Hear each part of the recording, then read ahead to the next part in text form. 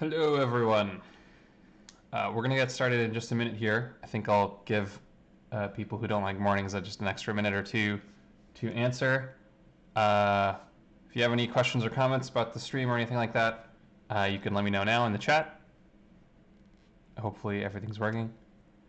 One thing people complained about was the lag between when I do things and when it actually pops up on the stream.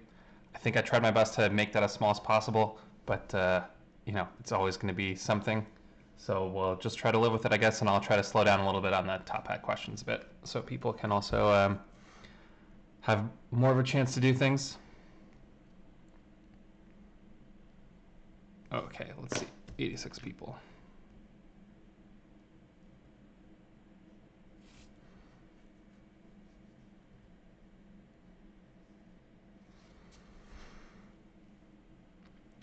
So it looks like most people have answered. Maybe I'll start a timer for a minute here on top hat, and then we'll get started when that finishes.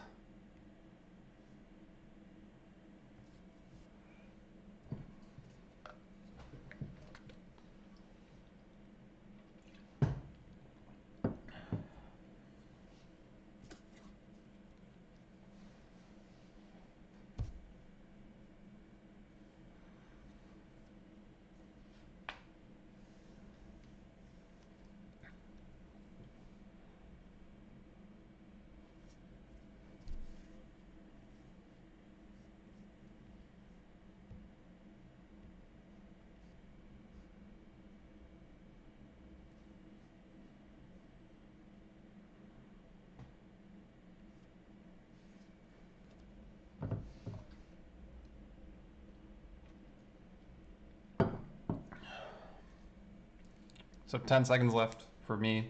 By the time you hear this, maybe it's already time up.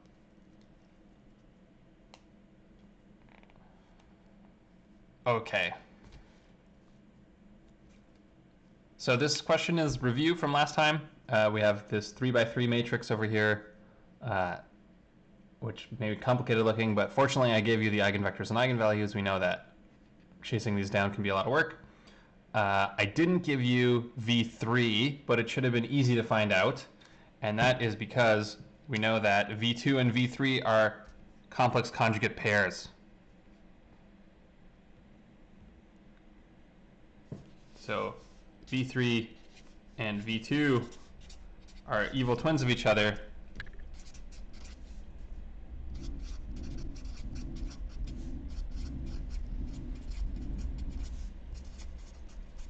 So that means that lambda 3 is lambda 2 bar.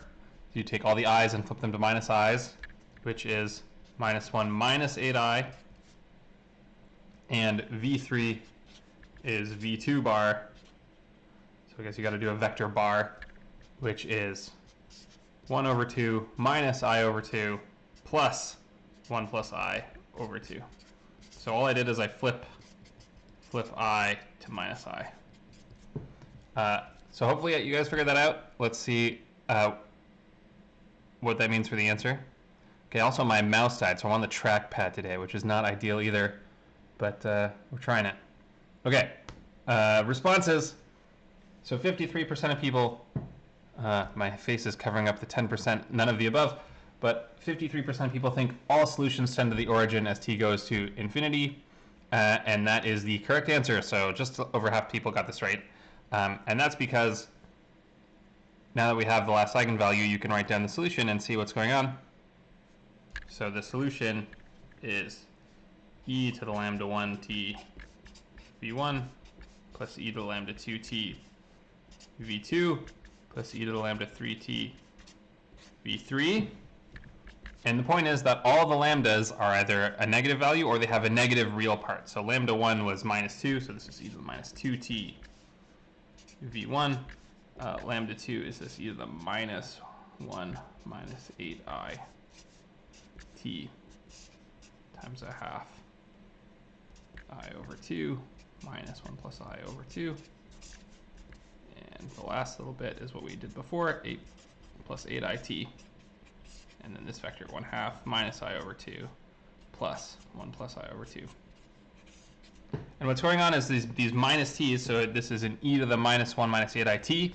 So it's really an e to the minus t times e to the minus 8it right there. And over here, there's an e to the minus t times e to the plus 8it. And what's going on is you have an e to the minus t or an e to the minus 2t in front of everything. So e to the minus t, e to the minus t, e to the minus 2t, everything is going to 0 because of these exponential terms. And so these parts that have the complex numbers, e to the minus 8it, e to the plus 8it, you can turn those into sines and cosines like we talked about last time. And the sines and cosines will be some kind of spiraling around. But the dominant effect from these positive exponentials, well, I shouldn't say positive, they're negative, they're real exponentials, is that everything is going to go to 0. So these three terms mean everything is going to go to 0. Okay, so we could rewrite it in terms of sines and cosines. Maybe I'll do that in the next slide. And then also I think from this you can see, you can get an idea of what the picture is. So let me do that on the next piece of paper. I'll put this one, slide this one up a bit, like that. That was another complaint, is that people said I kept removing paper before they were done looking at it. So if you want to look at something, you can always ask me to go back, or you can pause the stream and rewind. But I'll try my best with that too. I know it can be hard. Okay, so I'm just going to rewrite this in terms of sines and cosines just by using this fact. This is cosine of 8it minus I times the sine of 8it. And this one is the cosine of 8it plus I times the sine of 8it. Okay, so I'm going to do this. And I'm also going to use this fact that I can just look at one of these guys and do the real and imaginary part. So that's what I'm going to do. So what is left over? So the solution, I'm going to do e to the minus 2t v1, and then I'm going to do c2. Oh, goodness me, I've forgotten all the c1s and c2s and c3s. Let's put those back in. c1, c2, c3, of course, those are very important. c1, c2, c3. C1, C2, C3 down here as well. Okay, C1, C2, what do I want to say? E to the minus t, and then I'm going to do the real part of e to the 8it times v2 plus c3 e to the minus t times the imaginary part of e to the 8it v2. So real and imaginary part of the same thing over here. E to the minus t in front of them. So the e to the minus t's are why it's all going to 0, and you can get the full form of the solution this way. So if you do it like this, I'm going to skip a little bit of algebra. This is also in the textbook. This is a textbook example if you want to see the algebra.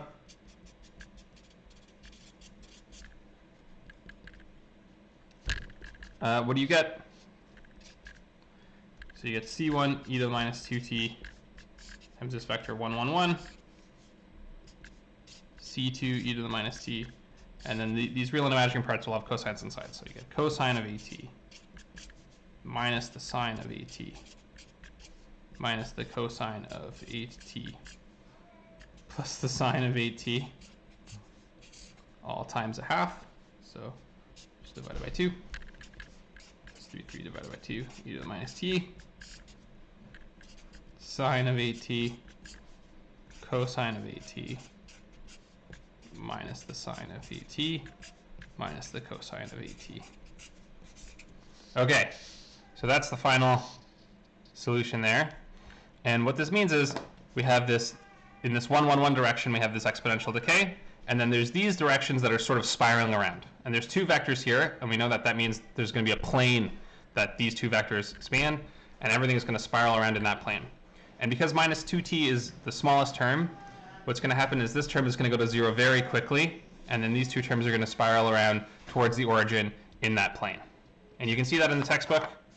If I go back to here in the textbook, in top hat, they show this picture of the thing spiraling. And let me see if I can make this, take a second and make this bigger. I guess I have to unfull screen, maybe minimize this or something. Okay. That's a little bigger. Let's go with that. So what's going on is this v1 direction, this 1, 1, 1 direction, everything spirals in towards that plane spanned by the two vectors from that complex eigenvalue, and then you have spirals going on in that plane. So all the solutions start maybe off the plane, get sucked into the plane, and then spiral around in there, and then they go to the origin. So that's the story of what happened there. Okay, that was all a warm-up from last time, using real and imaginary parts to rewrite the solution. I think that's all I have to say about 6.4. Let me put this paper back, this blackboard back. And the thing I'm going to open up now is just questions about Chapter 6 in Top Hat. So let me open that up.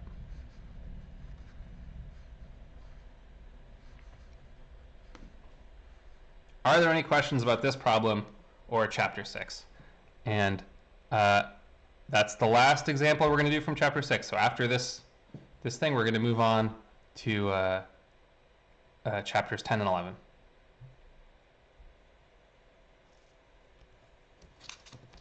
Okay, so I'll give you guys a second. You could ask any questions, think about anything like that. Let me order this by most liked so you can upvote if somebody has a question.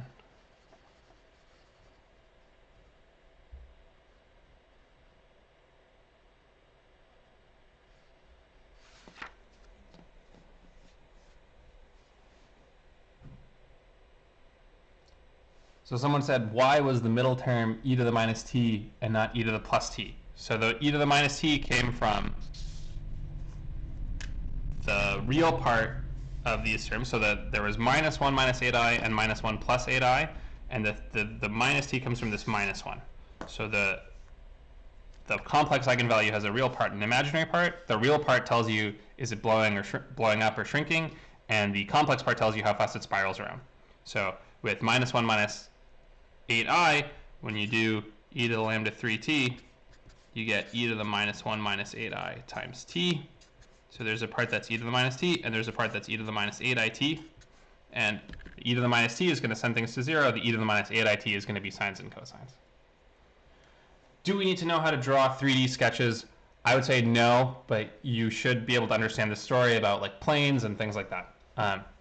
So in fact, there is a homework problem, which is what we're doing instead of quizzes. So it's like a take-home quiz, and it's asking you to describe what's going on. I wrote cosine of 8it. That would be a mistake. Is there somewhere where I wrote that? So it's either e to the 8it or cosine of 8t. There should never be a cosine of it. And I'm looking at my page, and right here, I've screwed it up. So right here, here, and here, and here, these are wrong.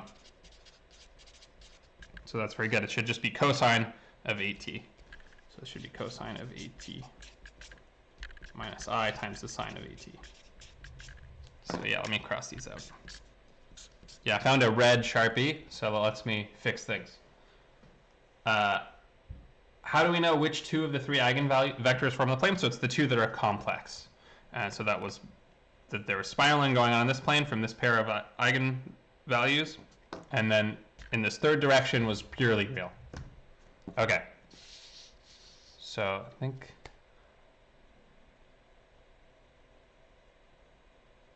why did you do minus 1 plus I divided by 2, not 1 minus I divided by 2?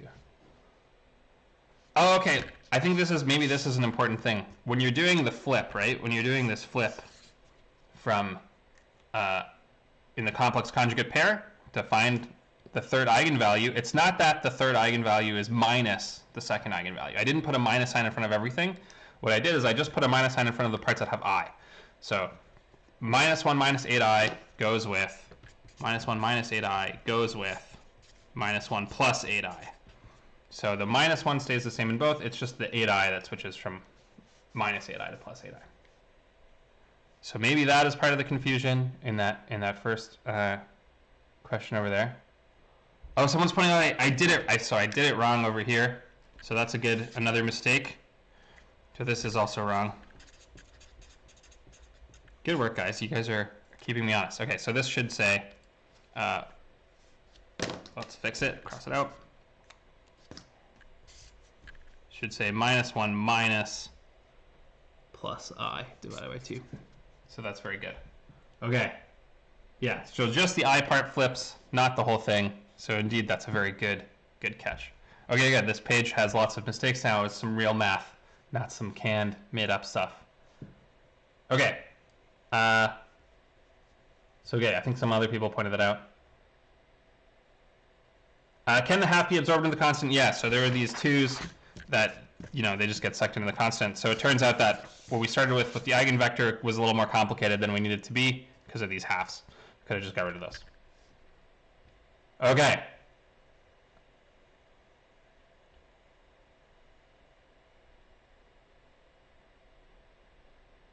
Okay, somebody's asking what happened if the eigenvalues were different. So you have to figure out there's a different story depending on what the eigenvalues are in every problem. So, you know, if you're asking what's happening in a different set of eigenvalues, that's a totally different problem. Okay, I think I'm going to move on now, unless there's questions. So again, you can stop me anytime in the chat if you have a quick question, and I'll try to do these top hat things in between as well. Okay. So the exciting thing is that is it for chapter 6. So now we're going to start chapter 10 and 11, and that's sort of a whole new ballgame. So up until now we've been doing what are called ordinary differential equations, ODEs, and now we're going to start doing PDEs. So everything in the last few weeks of the course is all PDEs. So that's what we're going to do now. So let me turn off this paper, go back to this, and the next slide. So what are PDEs? And let me see if I can see how this stuff comes out today. So I want to start with what we've already done for PDEs. It was this beaches problem about people moving around on beaches. Let's see how this looks. Okay, this looks great. So if you remember this problem, what was going on in this problem?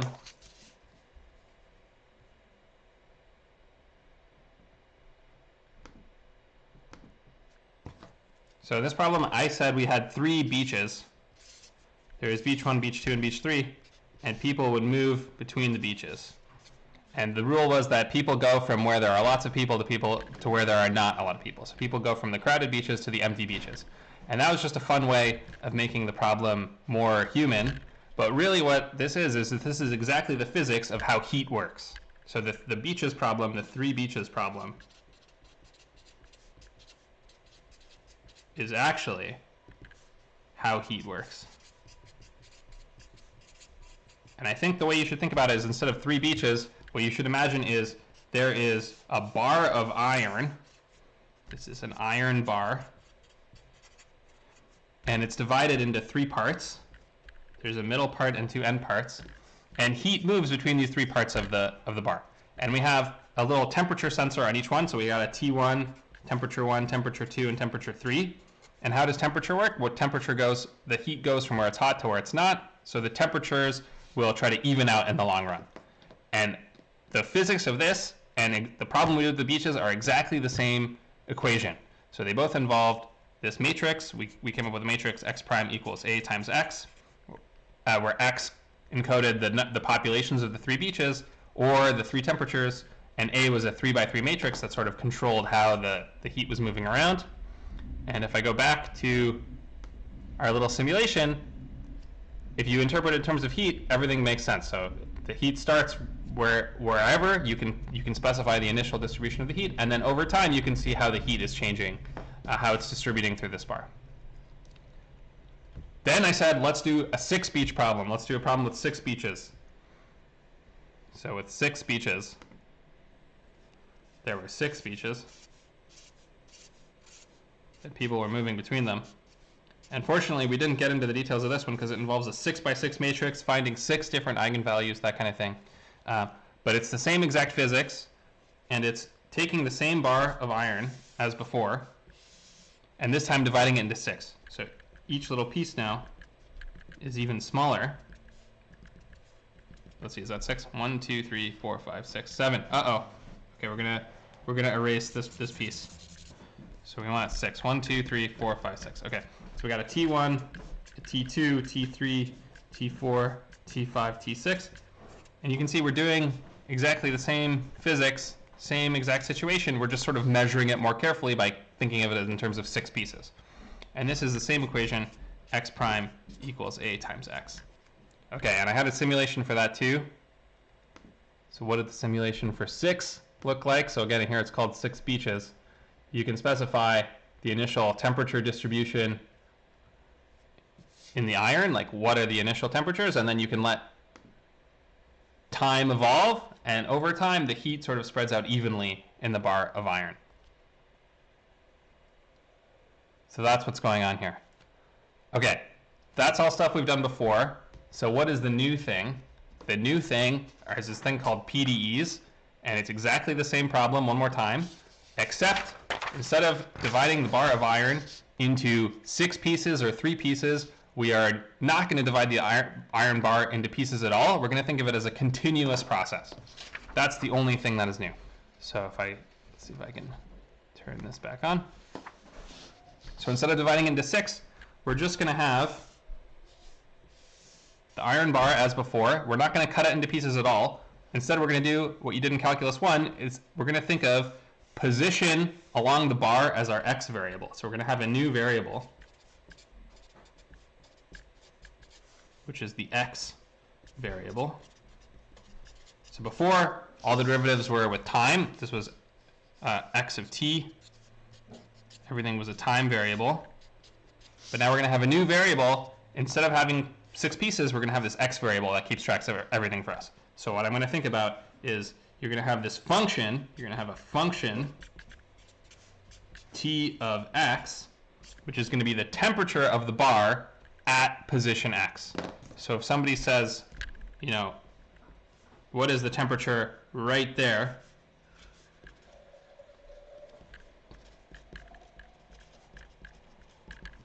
That's going to be the value of t of x, where x is whatever this distance is. So this is x. So that's exactly what we're going to be doing. So PDEs, what are they? It's this process of taking something that was discrete with 3 parts or 6 parts and replacing it with something that is continuous. So having a new variable that keeps track of where you are. And I made a simulation for this one too. So let's go back to that. So this is, so here this slider tells you where is the bar initially hot. And so you can make it hot on the right side of the bar. And if you let time evolve, let me find the right value, maybe lowercase a, yeah. Oh, nope, that's not what we want.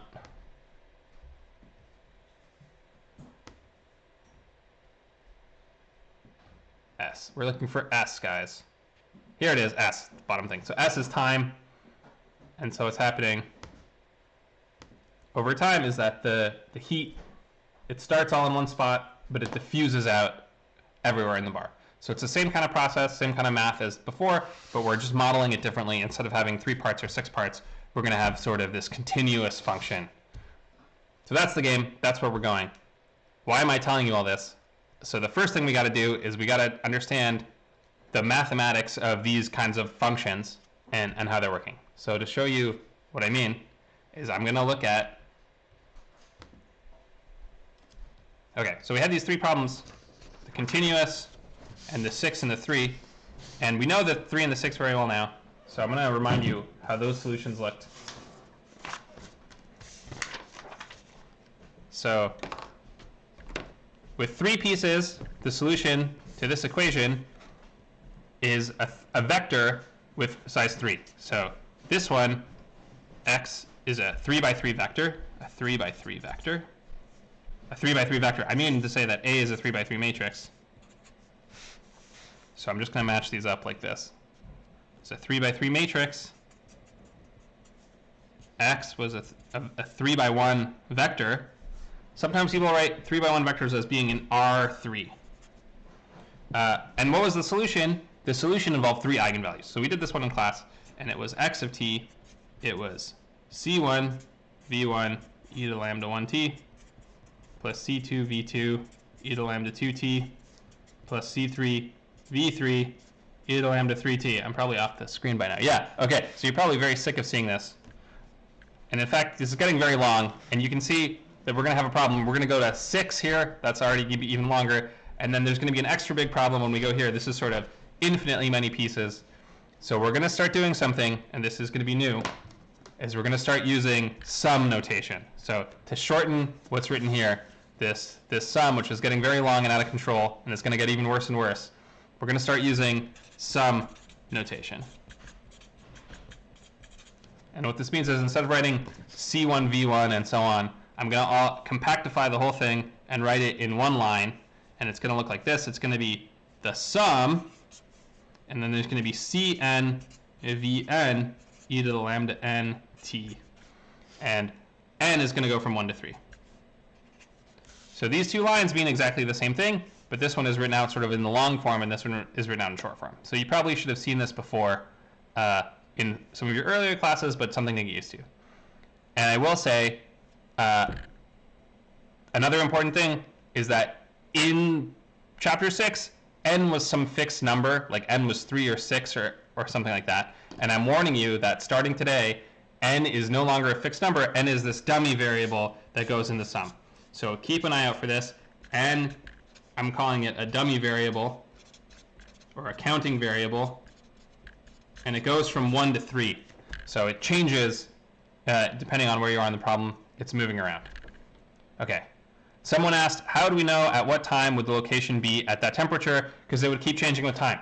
Yeah, so going back to what we're doing is before we had T1, T2, and T3, and they were all actually functions of time. And we had T1, T2, T3, T4, T5, T6, and they were all actually functions of time. And now we're going to have a temperature which is a position of a function of position x, and it's also going to be a function of time. So it's going to be t of x and t, and so it's going to be a function of two variables. So we're going to do this in a second here. Okay, so where was I? I was talking about this solution.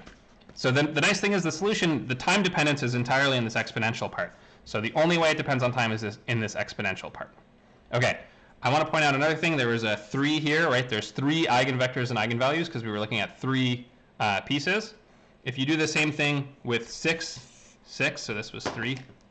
This was 3 pieces. Okay, with 6 pieces, it's the exact same story. There's only a couple things that change from 3 to 6. So the solution will again be x of t is going to be the sum from n equals 1. Now it's going to end at 6. There's going to be 6 things to sum up, but the formula is going to be the same. Vn e to the lambda nt. And now it's a 6 by 6 vector. So x of t is in r to the power 6. So before it was a 3 by 3 vector. Now it's a 3 by 3 matrix and a 3 by 1 vector. Now it's going to be a 6 by 6 matrix. It's going to be a vector of size 6. Everything else is the same. This n is now going up to 6. That's changed. That was for the bar with 3, the bar with 6.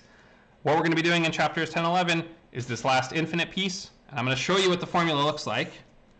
And like we said, it's going to have two things. Now it's not a vector anymore. So the solution is no longer a vector. You can't write it's in r to the power something. So we need a new space. And so I'm going to write it like this. I'm going to write capital T, and I'm going to write it as a function of x and t. So that's what you guys wanted to do over here. X tells you where in the bar you are looking, and t tells you what time it is. So that's what we're looking, is this function t of x and t. And just like before, it was in R6 or in R3. For every fixed value of t, so if t is fixed, and you have the function t of x, so let's do t of x at 1 or something, that is some function of x, and it's not going to be in R3, it's not going to be in R6, it's going to be this new thing called PC. So it's going to be in PC, and what is it going to be in PC of? It's going to be in PC of 0L, where L is the length of the bar. So PC of 0L is the space of possible things that this temperature function could be in. And that's what it's going to be. So I'm going to say is in PC of 0L. What is the solution going to look like? So PC of 0L is this funny thing that's sort of replacing what vectors were. What does the solution look like? It's going to be t of x and t, and it's going to have the same kind of formula as everything else. It's going to be the sum from n equals 1. Here's the thing that gets ugly. This was 3, this is 6. This one is kind of like infinitely many pieces. It's going to be a sum from n equals 1 to infinity. It's going to be an infinite sum. So in some kind of weird sense, 3 and 6 got placed by infinity, even though some other things were changing too. The thing that is definitely true is it's going to be an infinite sum. So we're going to have to deal with those. There's going to be the same formula as before, Cn.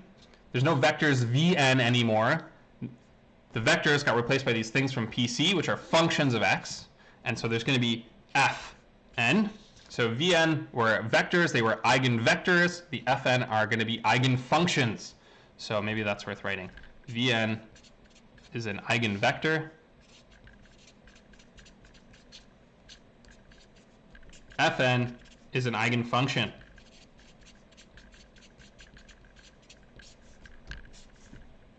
Okay, so Fn, that's going to be a function of x, and then there's going to be an e to the lambda n t.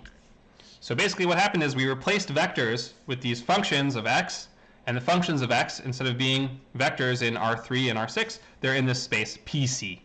So chapter 10 is what is going on, what is this PC space, what does it mean, and how can we use it, how can we understand these infinite sums. That's what chapter 10 is. It's sort of like a warm-up. It's like what you did in linear algebra to understand vectors really well. We're going to do that in chapter 10 to understand PC.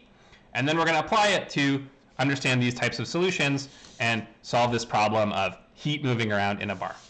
Okay, someone wrote, does this apply only when t is fixed? So I got, it's a little hairy to describe what's going on here, because what's going on is, let's look at these examples up here. So x of t is a function of t, and for every fixed value of t, it's something in R3.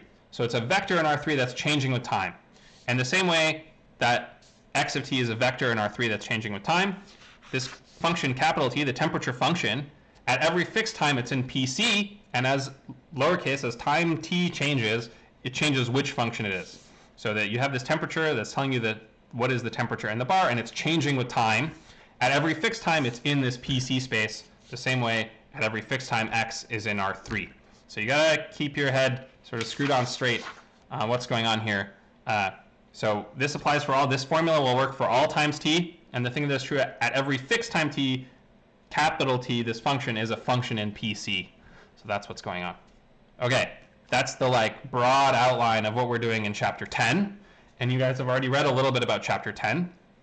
So you should know a little bit about what is going on already. We're going to go over it sort of quickly, and then we're going to do some stuff with Fourier series and things that are related.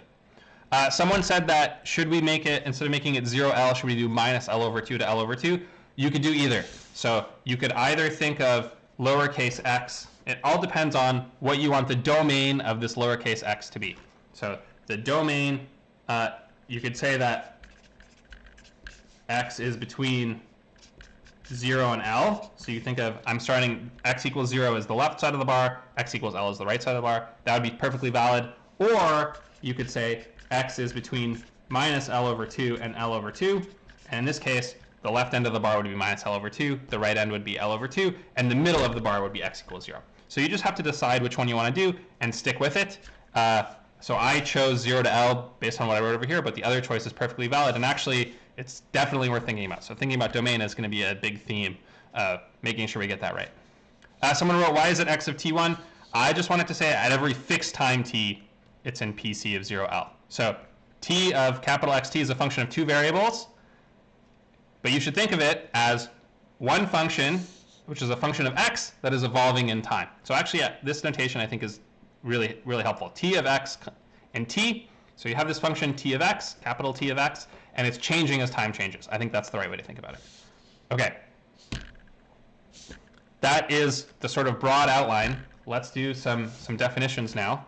And you've seen some of these already from the reading. I think those notes are a really good place to read what you need to know about PC. And again, chapter 10 is not in the physical copy of the textbook. So if you bought the textbook, unfortunately, chapter 10 is not there. You have to download it from the Wiley website. So there's a link in the syllabus to download chapter 10. Chapter 10 and 11 are there's these standalone things. Okay, so we're going to talk about this space PC of AB. And this is what the functions, like the temperature function T of x lives in. So at every fixed time t, the temperature function is some guy from PC. Okay, so what is the definition?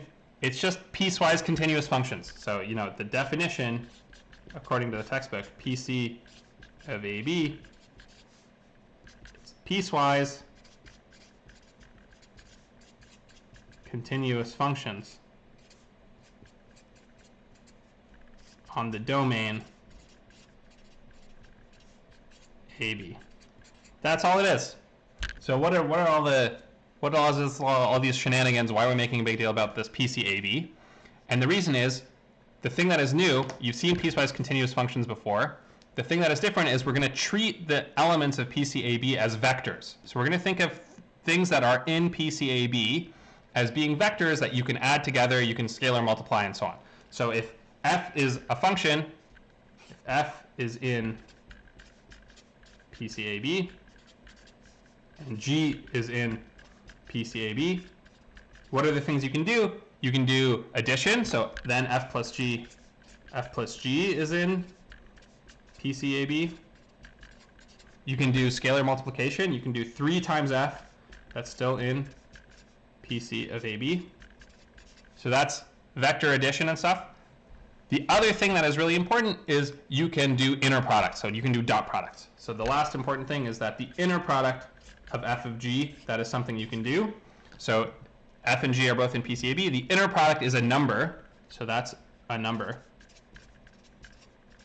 How do you calculate it? Well, you have this formula which says that to do the inner product of f and g, you do the integral from a to b of f of x, g of x, dx. So just like you can do the dot product of vectors, you can do the dot product or inner product of things in PCAB. And the very last thing is that in addition to doing the inner product, you can also compute the norm. So the norm is sort of a length, the norm of f. And the rule is that the norm of f squared is equal to the inner product of f with itself. So this gives you a tool. If someone gives you a function in PCAB, you can say, how big is the function? That's the norm. Okay, and I guess the other thing that we're taking from linear algebra and so on is everything that worked in linear algebra also works in PCAB. So all the rules for inner products, so if you do f of g plus h, that's the same as fg plus fh. Maybe that's worth writing down. I'll put that over here. This is properties of the inner product. And so one rule is if you do f of g plus h, that's equal to fg plus fh. And all those types of rules still apply.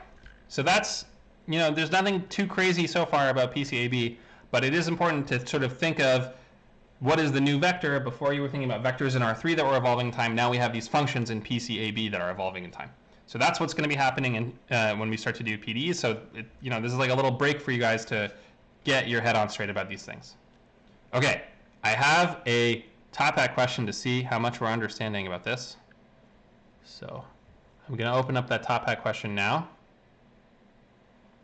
By the way, the textbook also has a good summary of everything we're doing today, so it's a good place to check in, make sure you understand everything.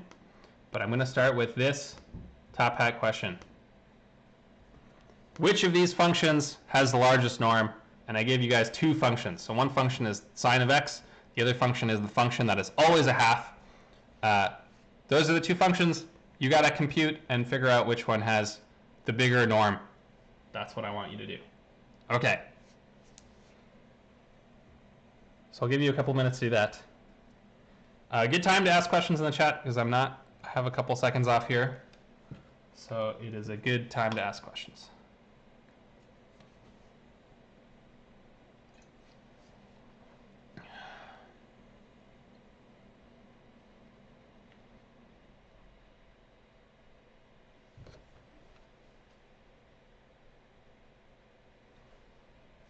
All right, how are we doing? 60 some odd people have answered.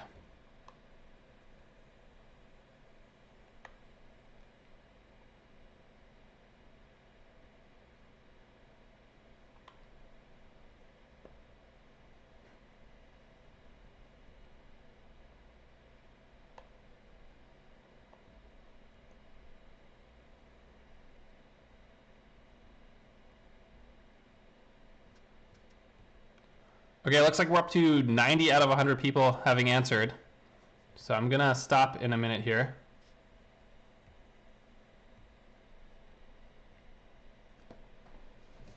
$92, maybe 10 people left. Okay, I'm going to stop the timer now. I'm going to stop the question. We'll see what's going on. So here we go. Last few people, I guess, might be upset. All right, little split all over the place. Some people are saying option D, it depends. That is the right answer. This was a trick question, and the trick was I didn't say what A and B are. And so you cannot make sense of what a function is. This is a kind of a lesson for what's going on here. PCAB, it's really important what the A's and B's are. So you guys are used to thinking of the function sine of x as always sine of x, but you should really think of it in what we're doing in chapters 10 and 11. It's sine of x on which value of A and B. So knowing the endpoints A and B is like having a whole different universe of functions. So the function sine of x on its own, without telling me what A and B, is not enough information to understand what's going on. So the top hat question I gave you was a total trick question. I just didn't give you nearly enough information to do the problem. You need to know what A and B are. So here is the same question again. I told you what the domain is, 0 to pi, and now it's a fair question. You should be able to figure it out. Maybe you've already started working on it, assuming something like that. So now you really got to do an integral to figure out this question. So I'll give you guys another minute or two to do this one, and then we'll take it up.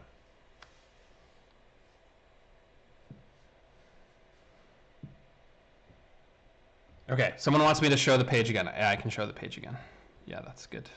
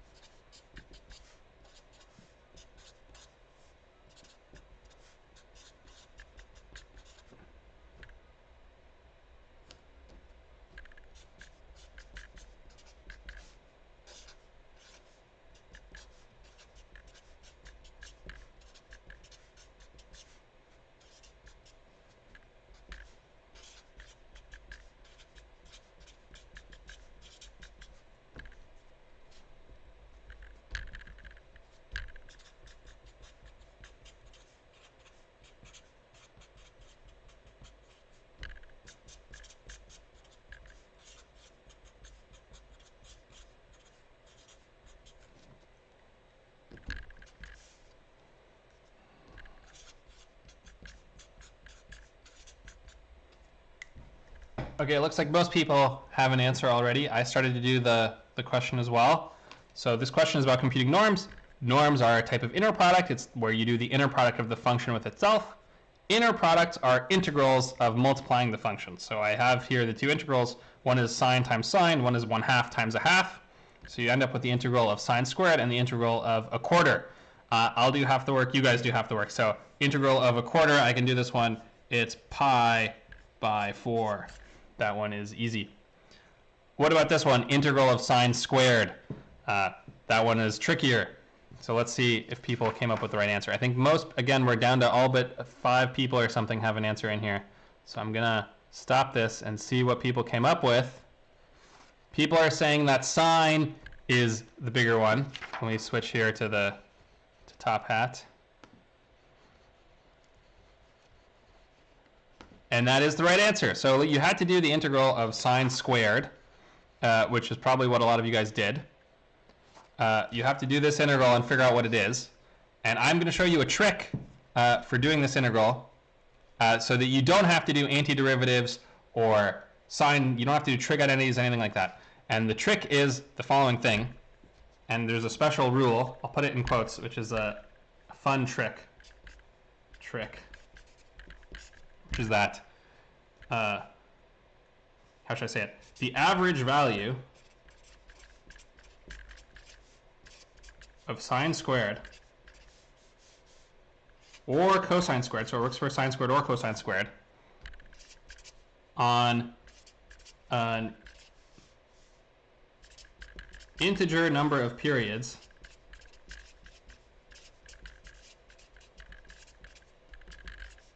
is 1/2. So the sine function goes between 0 and 1. The sine function goes between -1 and 1. So when you square it, it goes between 0 and 1. So sine squared is always between 0 and 1. And what this trick is saying is that the average value, what it does on average, as long as you look over an even number of periods, so a whole number of periods, so don't just look at a little piece, but let it go for long enough that you get a whole period in there, is 1/2. So let me draw like what this looks like as a picture. The sine squared function, so sine, let's do sine in red. So sine looks like this, and it goes between 1 and -1. Sine squared looks like this. It goes between 0 and 1, and it'll look like this. And the trick says that on average, what is it doing? The average value is exactly 1/2. So as long as you're looking over a whole number of periods, the average value is 1/2. And how does that let you do this integral? So this integral is the total area between 0 and pi. So 0 and pi. So that counts as a whole period. So for the purposes of this trick, because between 0 and pi and between pi and 2 pi, it's doing the exact same thing. So between 0 and 2 pi, its average value is 1/2. But between 0 and pi, it's doing the same thing twice. So its average value is still 1/2. And what does that mean for the integral of sine squared? Well, that's the same as doing the integral from 0 to pi of 1/2 dx. So by the trick, the average value is 1/2. You can replace sine squared with 1/2 as long as you're integrating over an even number of periods. So the answer to this integral is pi by 2. That's the trick. By the way, the trick works because sine squared plus cos squared equals 1. So sine squared and cos squared, you can show they have the same kind of picture going on, and both of them together, when you add them together, you get 1, so each of them on average has to be 1/2 that value. That's how the trick works. And this trick is going to be tremendously useful over and over and over again. So if you ever find yourself doing the integral of sine squared, or something like that, you should ask yourself, am I going over an even number of periods? Can I just use the average value? And that's going to save you a lot of time. So going back to the top hat question, which one has the bigger norm? This is bigger than this. This is twice as big. So that's why sine has the bigger norm. So you guys all got the right answer there. Option A. That is the right answer. This is the bigger.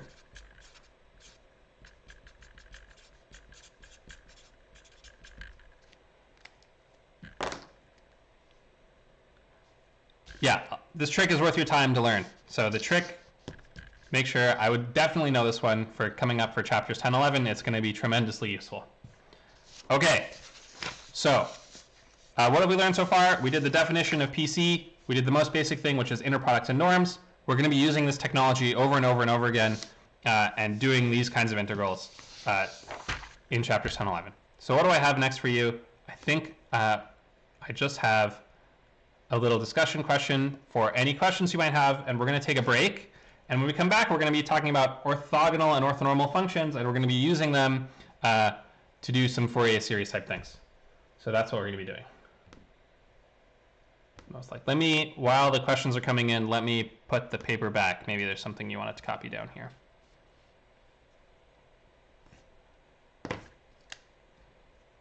Let's say works because.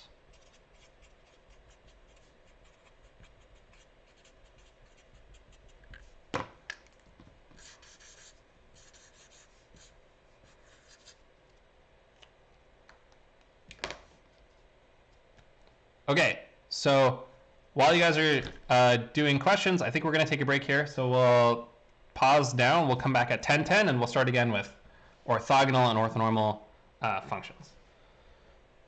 So I'll be here if you have questions. You can put them in the chat or in the top hat, and we'll answer all the questions and start doing orthogonal things when we get back.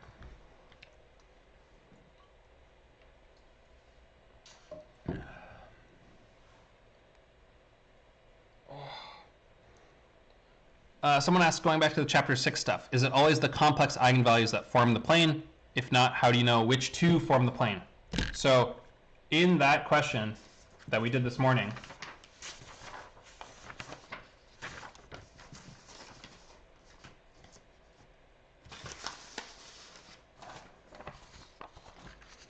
which is here, let's look at the final answer. So the reason I said these two you should look at as a plane is because these two are both the e to the minus t things. So this direction, this 1, 1, 1 direction, had an e to the minus 2t, and that was going to 0 much faster than e to the minus t. So if you wait sort of a little bit of time, or if c1 is 0, this term disappears, and you have a linear combination of these two vectors. And once you have a linear combination of two vectors, that is a plane.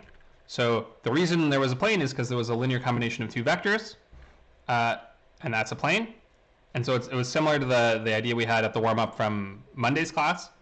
And in this case, the plane is, you have sines and cosines in them, which means you're spiraling around in that plane. So is it always, the question, is it always the complex eigenvalues, probably maybe the complex eigenvectors that form the plane? I would say no. I think there's questions like the warm-up question from Monday's class where there's a plane spanned by other things. I think the thing that matters is that they have the same exponential growth or decay here. That's what's happening. Okay. Just got a couple other questions coming in. Maybe I'll answer them when we get back in case people are gone. Someone says, yeah, this is the quick one. Let's do this one. Don't you have to do the square root to get the norm? So I computed the norm squared. The question is asking which has the bigger norm, and the one with the bigger norm squared will also have the bigger norm. So if someone said find the norm, I should do the square root. If someone just says find which one's bigger, that's okay to do the square. So yeah, it's true technically. I didn't compute the norms. I computed the norms squared. It was a bit of a cheat, I guess.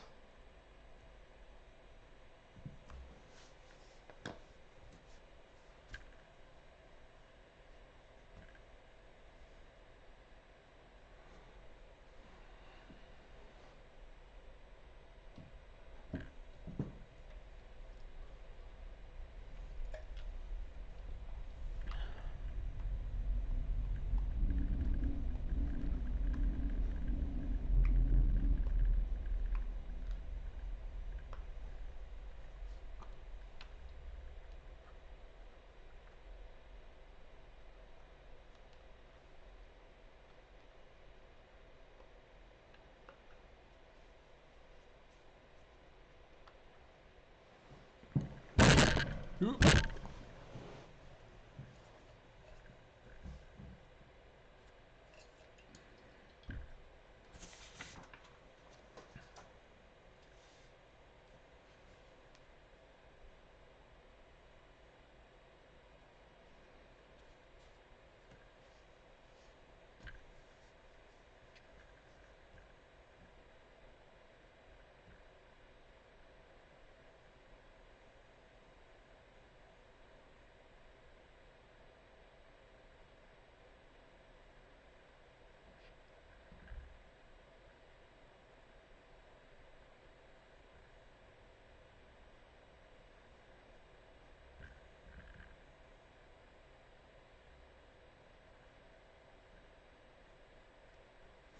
Let me move my hand out of the way.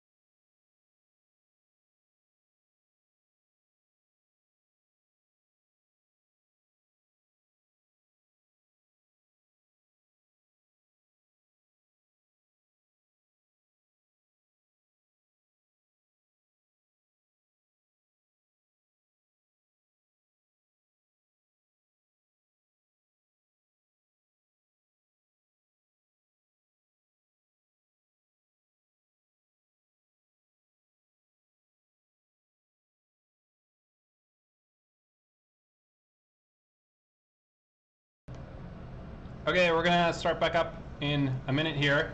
I brought somebody who was interested in what we were doing to help us out. This is my son, Ezra. He is 5 months old. Before we start, I'm going to answer a couple of quick questions people asked over the break, and then we'll put Ezra away so we can keep doing some harder math. But a couple quick questions. So somebody said if you have two functions where the average of one is higher than the other, does the one with the higher average have a larger integral? So the formula that we're using, and I'll write it right here, is that the integral of some function on an interval a to b is equal to the length of the interval, which is b minus a, times the average value. So if you know the average value and you know the length of the interval, you multiply them together to get the answer. And I think we've lost them already, so we're going to boot him out here and then we'll start up again. Okay. So yeah, the formula for the integral is the average value times the length of the interval. So that's what I was using here. What else did we have? There were some other questions. Oh, someone said when we're working in an odd dimension, like the three-dimensional problem, the warm-up problem, will there always be at least one real eigenvalue? That is true. So the complex ones have to come in pairs, which means you can only have one pair of complex eigenvalues and one real eigenvalue. So that is definitely true. It's also related to the fact that if you have a cubic equation, it has to go to infinity or minus infinity, so it has to cross 0. Okay. Any other questions before we start back up? Maybe there was one other one. Okay, the square root I talked about. Okay. Okay, so we're going to come back with orthogonal functions and orthonormal bases. And again, this should be somewhat reviewy from linear algebra. So, definition, what does it mean to be orthogonal? So orthogonal just means perpendicular. It just means that the inner product is 0. So two functions are orthogonal if their inner product is 0. So for two functions, it means that the inner product of f and g is 0. F and g. And if you have a whole list of functions, what if you have n functions, or a set of functions? If you have f1, f2, all the way up to maybe it goes to infinity, what does it mean for the whole set to be orthogonal? It means that any pair fn, fm equals 0 for all n and m. That's it. That's all it means. So this whole orthogonal thing, very simple definition, and it turns out it is tremendously useful in practice. So simple idea, this stupid inner products being 0, why would that matter? But it turns out it's really useful. And I think if you read the notes, or if you paid attention to linear algebra class, you'll remember why. And so I made a top hat question to check to see if you guys remember why is this kind of thing important. So let's put that up now. I have 4 vectors, v1, v2, v3, v4. It turns out v1, v2, v3, v4 are orthogonal. So if you do the inner product of any pair of them, you get 0. So they're orthogonal. And this question is about writing a different vector w as a linear combination of v1, v2, v3, v4. So how can you do that? How can you find the coefficients that work? In top hat, I'm asking you, what is the value of C3? And if you know how to exploit this orthogonal property, this is like a one-line, super quick answer. But if you don't, this will take you a long time. You have to row reduce a 4x4 matrix. So this question is really checking to see if you guys know the shortcut way or not.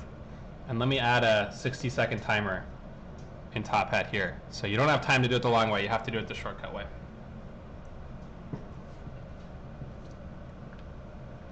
Okay, again, good moment for questions here while people are working on this.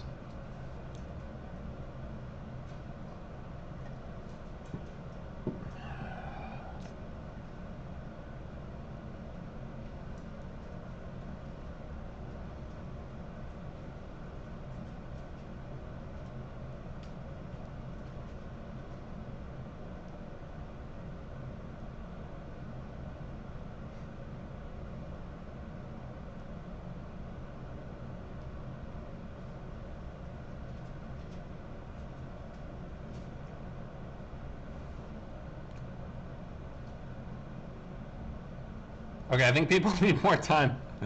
There's a lot of people who haven't gotten in yet. Let me add 15 seconds. Can you find the value of C3?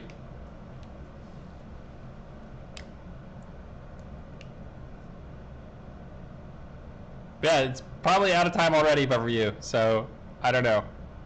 Put something in.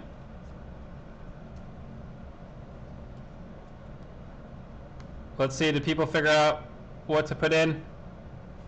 Okay, all over the place. We got lots of different answers. A few with 20-ish%, a few with 10%.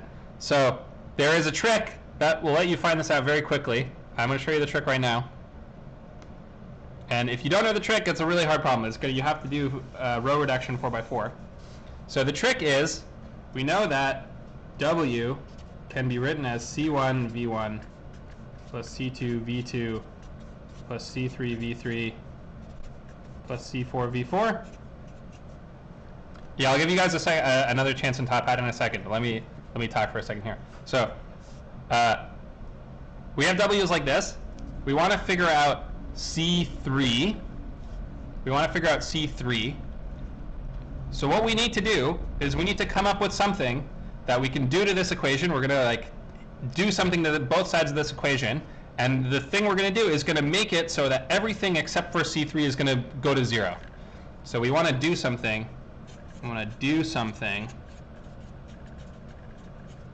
to make all terms except C3. A dramatic way to say go to 0 is to say they die. So we're going to do something to kill all the terms except for C3. That's what we want to do, because then there'll just be C3 on this side. On the other side, we'll have whatever it is, and then we'll have an equation. And the secret is this orthogonal thing. So the orthogonal thing is telling you how to kill things. So orthogonal equals recipe to kill terms. That's why it's so useful. So the fact that it's 0 is saying, look, if you have f and you want to kill f, you just hit it with g. If you have fn and you want to kill it, just hit it with any other fn. This is all n m different. So what are we going to do to kill everything except for the C3 term? I'm going to do the inner product. I'm going to do the inner product.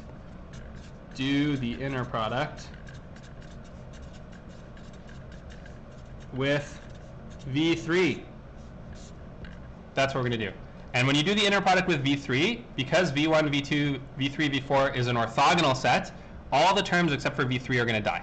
So that's what I'm going to do now.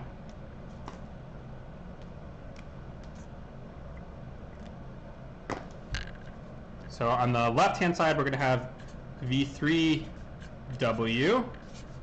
On the right-hand side, we're going to have V3 with C1 V1 plus C2 V2 plus C3 V3 plus C4 V4.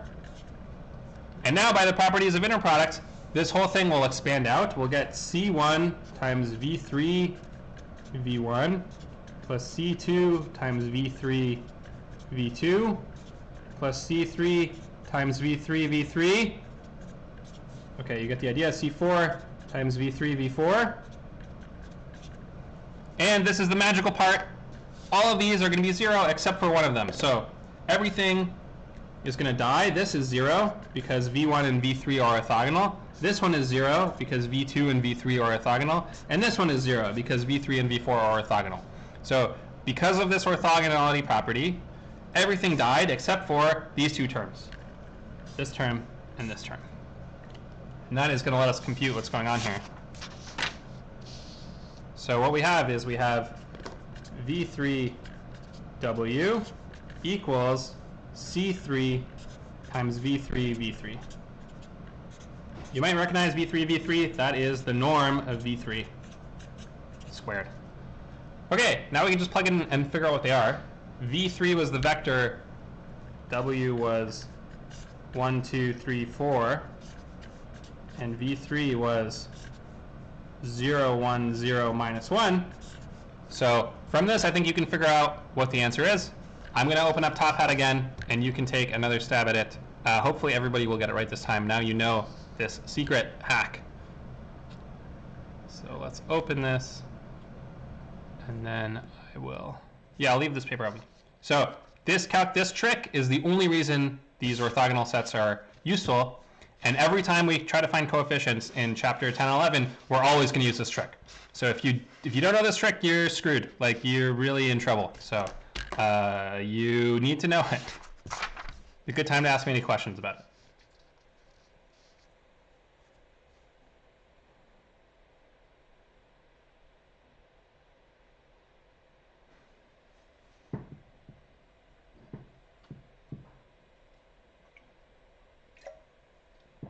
Oh, I guess Top Hat opened up with a timer, so hopefully that's long enough. Maybe I'll add another 15 seconds.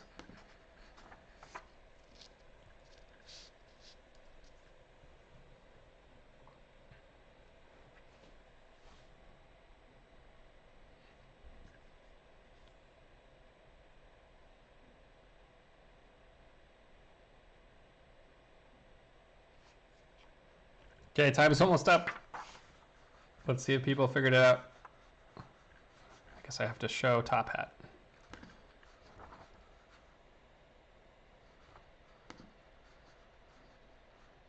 Okay. Okay, still pretty split here.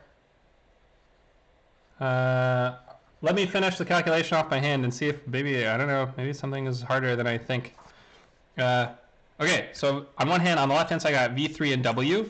V3 and W, you just add the components together. This is the regular inner product. So 0 times 1 plus 2 times 1 plus 3 times 0. Maybe I should write this one as 1 times 0. Plus 4 times minus 1. So this is equal to 2 minus 4 minus 2. This is V3W. That's minus 2.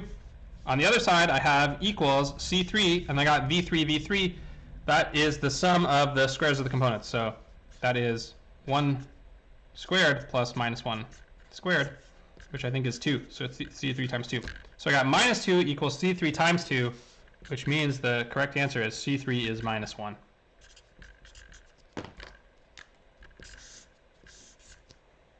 Okay, this is, I'm just trying to cross that out. So let's see how many people got that right. Did I put the correct answer in earlier? Yeah, so only 14% of people got it right. I think some people forgot to divide through by V3, V3. So that was this thing here.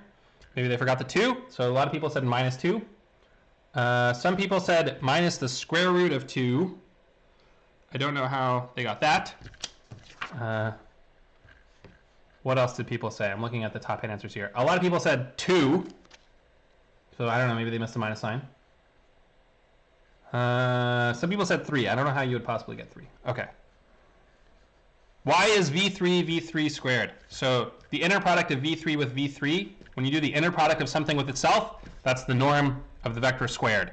That's the definition of the norm. To get the norm squared, you do the inner product of the vector with itself. So if you like it's because of Pythagoras, that's another way to think about it.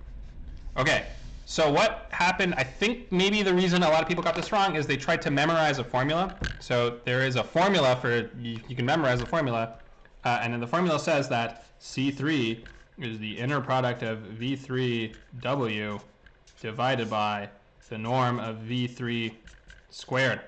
Where did this formula come from? Look, we just derived it. We had V3W equals C3 times the norm of V3 squared. So, you know, why is this formula true? Like, you can just get it. It's just the trick that we just did. But if you memorize it wrong, I think some people memorized it without the square root, or I don't know what else. I think that's the only way that some of the square roots would have come from.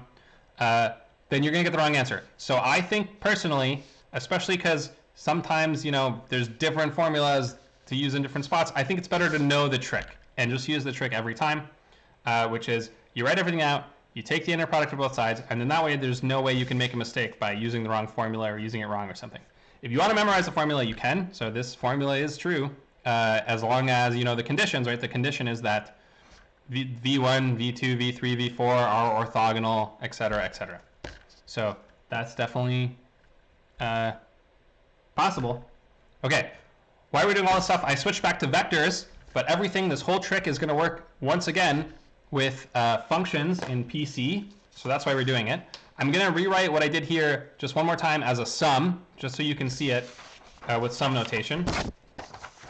So what I did here, this trick, here it was with 4 vectors. I had W written in terms of 4 vectors, but it would work. You could write the whole thing like this. W is the sum from n equals 1 to 4 of Cn Vn, and then you would write V3W is equal to the inner product of V3, the sum from n equals 1 to 4 of Cn Vn, which is the sum from n equals 1 to 4 of Cn V3 Vn. So far I'm just rewriting what we did here using this new sum notation. And here is the secret part where you have to be a little careful and like have your head on straight, is that n is a dummy variable that goes from 1 to 4. And so here what I would write is that all terms are 0 except n equals 3. So when n is not 3, you have v3 and vn, which is 0 because they're orthogonal. You could say bi-orthogonal.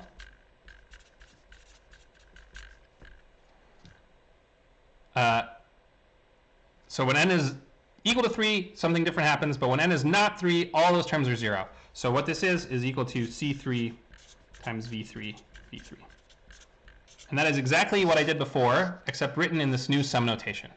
Why am I showing you this, rewriting it in terms of the sum notation? Because now we're going to do the whole thing again, except the sums are going to go from 1 to infinity, and so you won't be able to write it like this, so you must write it like this. So we're going to do it the same exact thing.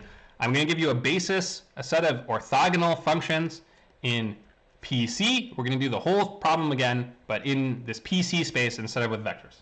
So hopefully you see the trick now and are able to use it. So I just have to tell you what the basis is. And if you read the notes, you'll know what is coming next. What's coming next is the world's most important basis. Important. Some people say ONB for orthonormal or orthogonal basis. Let me write it like this. Orthogonal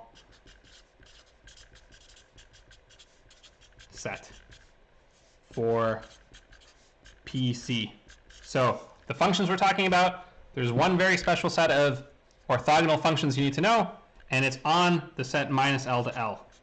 That's also important, minus L to L. And what is the world's most important orthogonal set? It has 3 pieces. There's the special half function, h of x, which is always a half. We've seen this guy before. That's one function. Then there are infinitely many functions over here, the cosines. I'm going to call these phi n of x. It's going to be the cosine of n pi x divided by L. N equals 1, 2, dot, dot, dot. So there's one function, which is the half function. It's always a half. There's another function, which is the cosine, and it has the n built into it here. So it's cosine of higher and higher frequencies, and you have any integer n. So this is one function. This is infinitely many functions. This already is an infinitely large set. Okay. Then there's one more, which is psi n of x is the sine functions. Sine of n pi x over L, n equals 1, 2, dot, dot, dot. And so this is an orthogonal set. In fact, it is an orthogonal basis. So we're not going to tell you why that's true, but it's true. So the fact is, any function in PC from minus LL can be written. So if you have a function in PC, you can always write that function as, so if your function is f, you can write it like this. You can write it as some linear combination of these things. Okay, so it's going to be a linear combination. I have to add up these functions. These two families of functions have infinitely many in them. So the only way to write it is with this infinite sum. So I got an A0 for the h, and then I have to write infinite sums for these two. So let's do n equals 1 to infinity of an phi n. And let's do an m equals 1 to infinity of bm psi m of x. So there's lots of different ways to write this. You could switch what the coefficients are called, A's or B's. I wrote some of them with an M and some of them with an N. So remember, these are dummy variables. Let me highlight that. N and M. These are dummy variables. So keep your eye on that as well. And the point is that any function can be written as this linear combination. Okay, couple technicalities. One is, if you are a mathematician, you will crucify me at the stake, because what does it mean to do an infinite sum? So there are some important mathematical details of what does this mean? Do these sums converge? Things like that. What I said, any function, but it's like, well, like what kind of convergence is it? That kind of thing. We're not going to deal with any of those issues. So you can take a whole math course that takes a year to explain what this equal sign means. In fact, I took such a course when I was a student, and it was painful and hard and difficult. It's nice in the end, but it's hard. We're not going to deal with any of that. So for us, we're just going to treat it like this. We've got these A's and B's, and it's true. You can always do this as long as you're talking about functions in PC minus L to L. Someone asked a really good question in the chat. How did they come up with this set? That is a really excellent question. I think maybe the most natural way is that this is a rewriting of doing e to the I nx, when n is 1 to infinity. So we have cosines and sines, maybe x pi over L. So it really comes from exponentials, and there's some sense in which exponentials are like the most natural function. And this whole thing has three parts. The first part, the h, is when n equals 0 up here. And we start at 0. So if you start at 0, you get the h function. And then from 1 to infinity, you have these parts from the real and imaginary part. So I think, where did it come from? It came from complex exponentials, and we have distilled it down for you into something slightly simpler to do. But that is where it came from. So it's a long story where it came from, and it's complicated, but that is the gist of it. By the way, this complex exponential thing also explains why they're orthogonal. So I just said they're orthogonal, but I really should do the work and check. So I should check that if you do the inner product of any two things, as long as they're not the same, you get 0. That's in the notes if you're interested, but I'm not going to belabor that. So if you want to do some integrals, you can check that they're 0. Maybe one other point that is important. In addition to knowing the functions, it's sometimes nice to know their norms. So you could calculate their norms. It could be an exercise for you to do, but I will do it for you. The norm of h squared is, so it's a half, you square it, you get a quarter, and you integrate it from minus L to L. So you get 2L divided by 4, which is L over 2. What happens when you integrate phi and psi? That's when you can use the trick that I said. So these are cosines and sines over some integer number of periods. So you can use the half trick, and you can show that the integral of phi squared, so the norms of these functions, are always L. So it's length 2L, the average value is a half, so it's 2L over 2, which is L. And so that'll be a useful fact sometimes as well.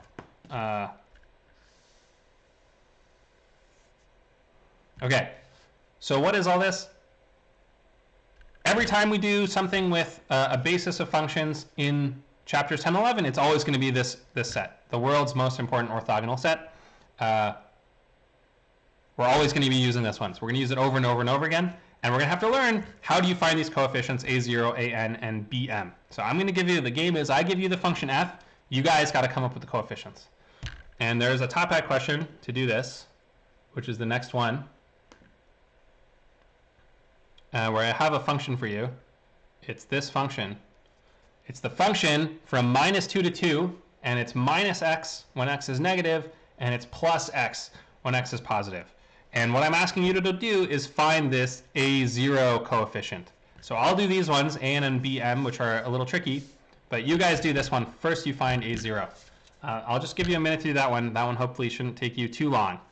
And hint, right, how are you going to do it? You got to use this trick. Otherwise, that's the only way. You have to use the trick of the inner products. So let's see if you guys can do that. I'll give you a minute to do that. Good time for questions if you want to put any questions in the chat as well.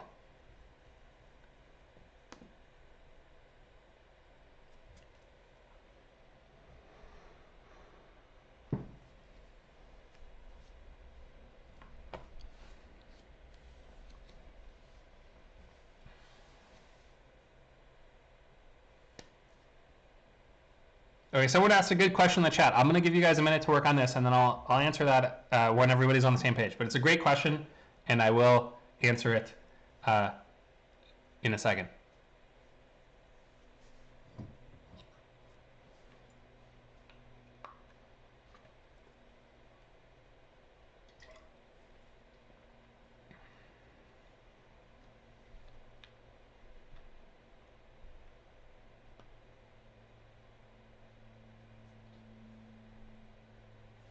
Oh, let me give a little more time here. I think people need a little longer.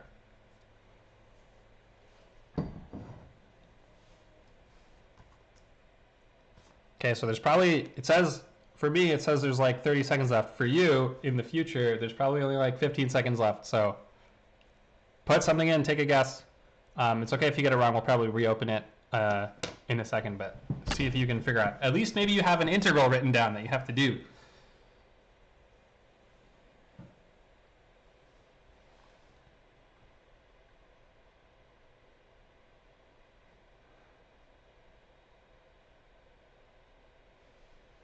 Okay, so we're gonna do this problem in a second. Someone asked a really good question in the chat that I think is totally worth your time and worth thinking about. In the previous example to find C3, aren't you supposed to use an orthonormal set to find the coefficient? Therefore, a factor of 1 over square root 2 should be included in the calculation. So this is a really good comment. And what I did, I think, is perfectly correct. Let me put the paper back on. So the steps of everything I did here was all correct. And what I did is I took the equation we had, and then I did the inner product of both sides. Everything's valid. Everything went to 0 because of the orthogonalness. And then I ended up with this equation, which was that the inner product V3W is equal to C3 times the norm of V3 squared. So an orthonormal set, normal, this is a terrible name, but normal means that this was always 1. So if V3 was a normal vector, of a vector of length 1, then this equation would say C3 equals V3W.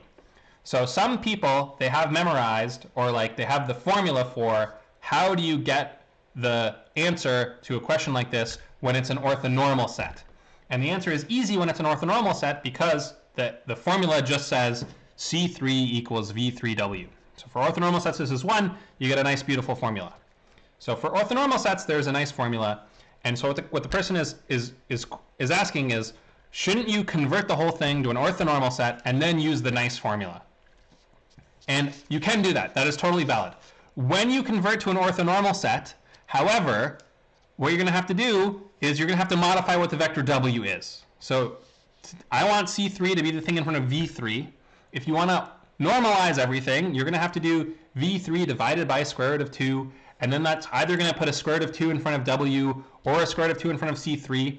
So you can turn it all into a normalized thing, but you're going to have to like finagle stuff. Things are going to move around. So I think you can do it that way. It's not wrong, but it's possible you will make a mistake.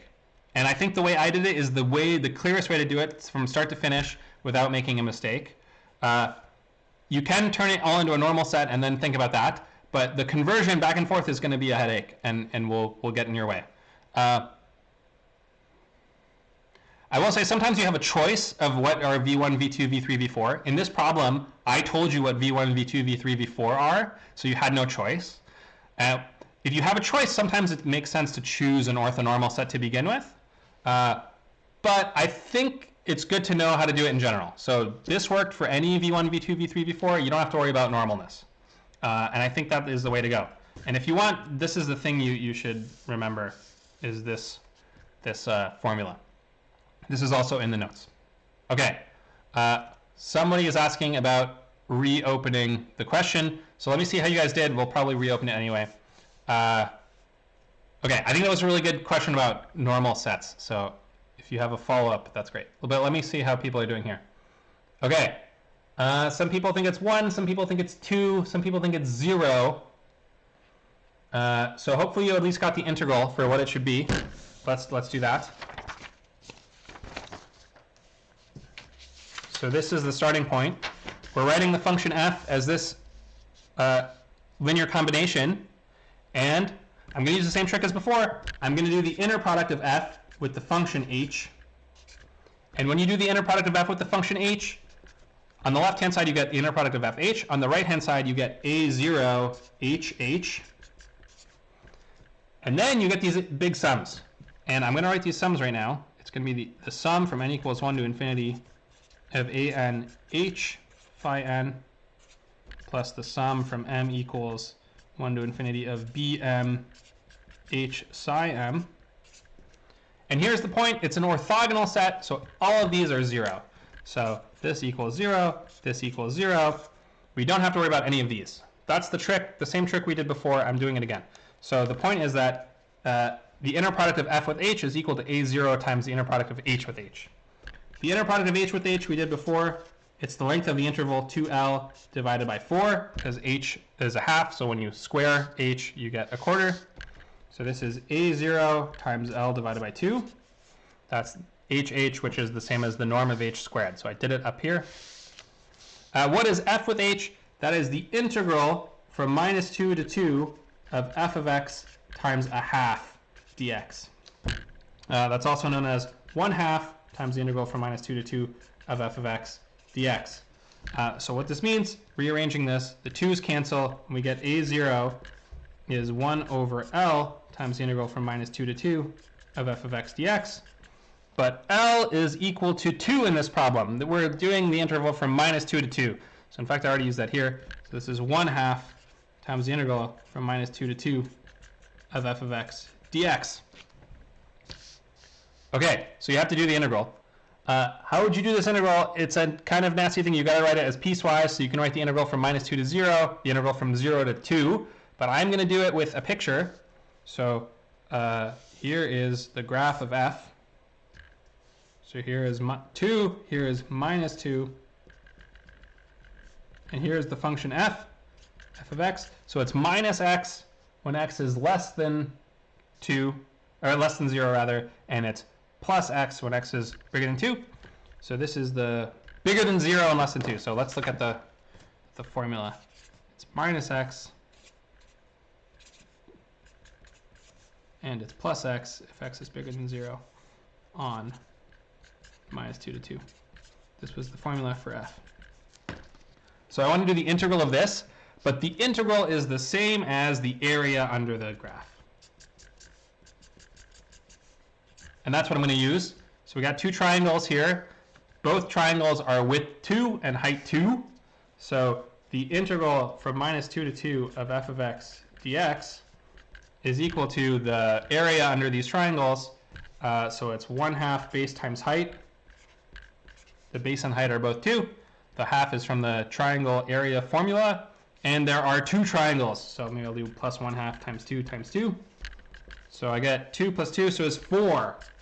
So I got the integral from minus 2 to 2 is 4.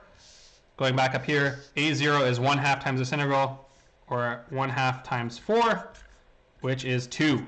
So I got 2 as my final answer here. Okay, let's see how many people said 2.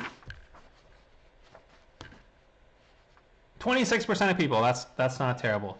And let me just double check the notes here and make sure that it really is 2 from the textbook. Okay, the textbook also got 2. So this is a textbook problem. It'll be in the textbook as well, and they also got 2. Okay, so that was finding a0. Next up, we're going to find the ANs and the BMs. That's what we're going to find next. So that's the next question. It turns out... Oh, okay, before we move on. Why is L equal to 2? This is a great question. So the world's most important orthogonal set is from minus L to L. So the world's most important orthogonal set, you tell me what the interval minus L to L is, and then I can come up with this world's most important orthogonal set. But we have to know what L is. And the way I knew what L is, I looked at the problem. So let me reopen the problem. The problem is the function f is going from minus 2 to 2. So what really happened was somebody told me this function f, and they said write it in terms of the world's most important orthogonal set. And what they didn't say is they didn't say L equals 2. So I had to look at that and know that L equals 2 because the function f goes from -2 to 2. So that was an important step that we kind of glossed over, is we look at the function that's given and we say, aha, L must be 2, and then we start working. So that's an important thing. Yeah, and so I think it is worth writing L equals 2 in big letters somewhere on your page, which I didn't do. So let me do that now. L equals 2 in big letters at the top. That's worth a mark usually on the final exam. Writing L equals 2. So there we go. I wrote it right here. L equals 2. And that's because f was going from -2 to 2. That's a good question. Okay. Other questions or comments? Good time in the chat if you have something.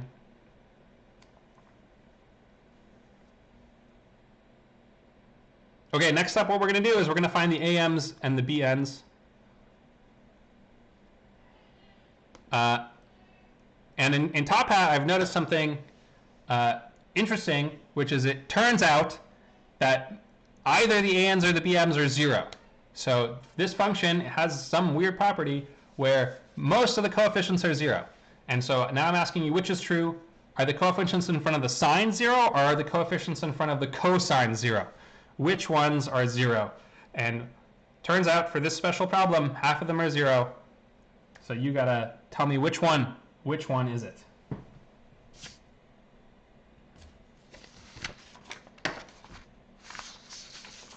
Okay, I'm going to put the paper back on in case somebody wants to see that.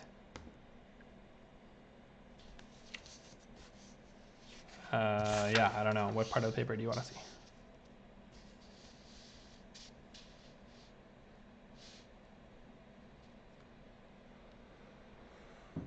Okay, I'm going to add a timer here for 60 seconds. Which maybe we won't need.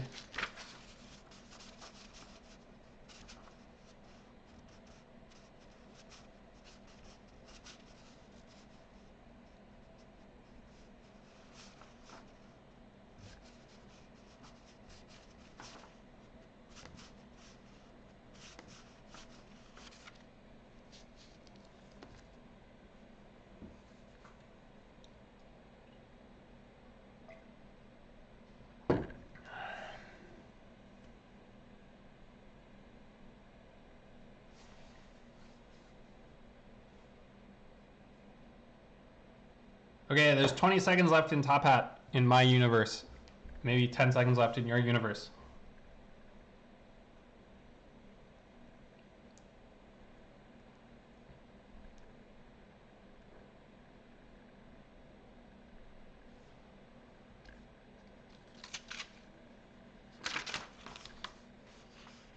Okay, let's see the responses. Let me switch the Top Hat mode. So people, 54% of people are saying the coefficients in front of the sines are 0. 19% of people are saying the coefficients in front of the cosines are 0. 27% of people are saying it depends. What does it depend on? Maybe you can say in the chat if you're one of the 27% of people. So this question has to do with even and odd functions, which is part of what you should have seen in Fourier series and also in the notes you were supposed to read before today. So what I'm going to do is I'm going to write out what the integral formula are for the A's and the ANs and the BNs, and then we're going to see which one is 0 based on evenness and oddness. Okay. So it looks like people are leaning towards sine. Well, whether or not that's right, I don't know. Also, you should tell me what you, if you selected it depends, why did you select that? What does it depend on? Okay. So I'm going to write out this integral, and then we'll do it that way.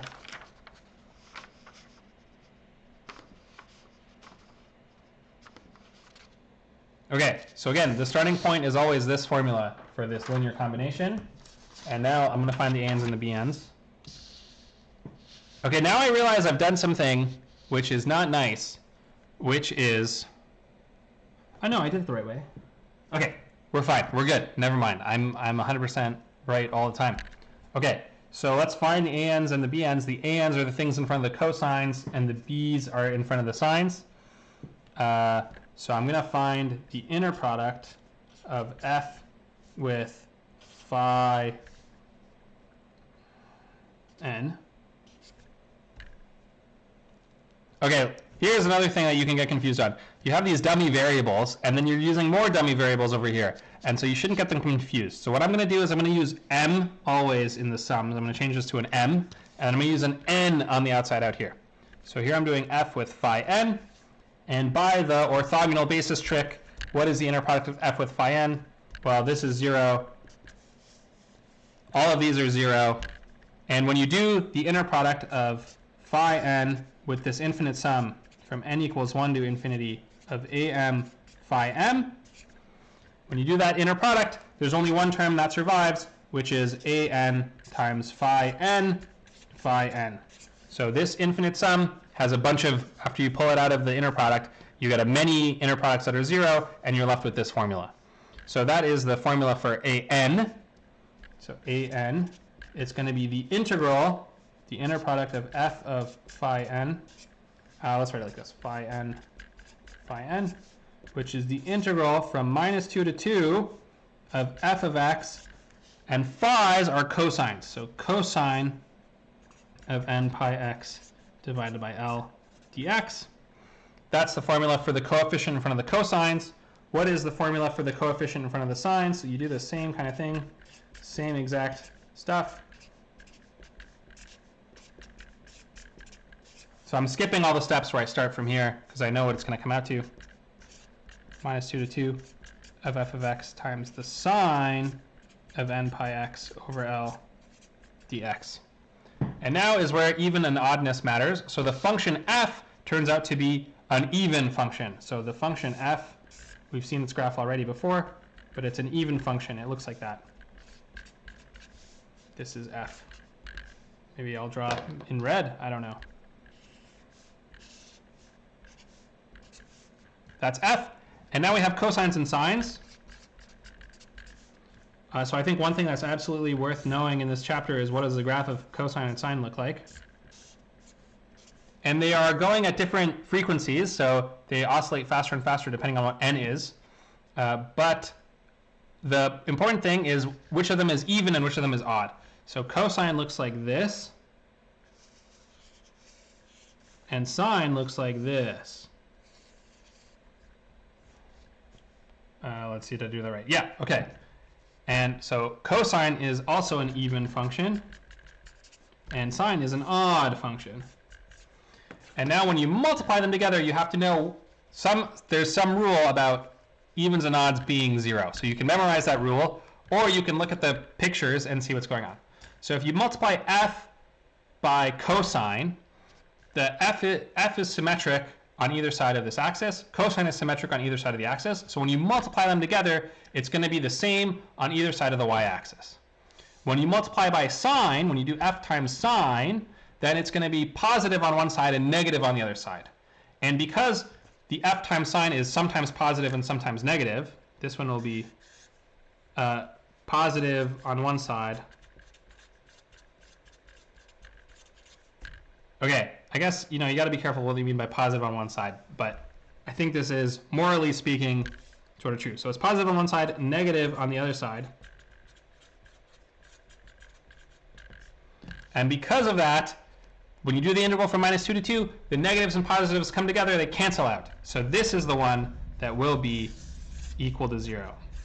And so if you want to think of it in terms of evens and odds, an even times an odd is an odd function, and the integral of an odd function is 0. That's another way to do it. So this integral is 0. That means the coefficient b's, which are the coefficient in front of the sines, are 0. This one will be non-zero. So this is non-zero. This one is 0. So the correct answer to the top hat question is the coefficient in front of the sines are 0. Let me see what people said. That is the one that most people selected. So unfortunately, I didn't put the right answer in, so I don't have the dramatic right answer reveal, but most people got it right. I don't know what people chose for option C. I just threw option C in there to keep life interesting. So if someone wants to tell me what they were thinking, or maybe they were just confused and didn't know, that's okay.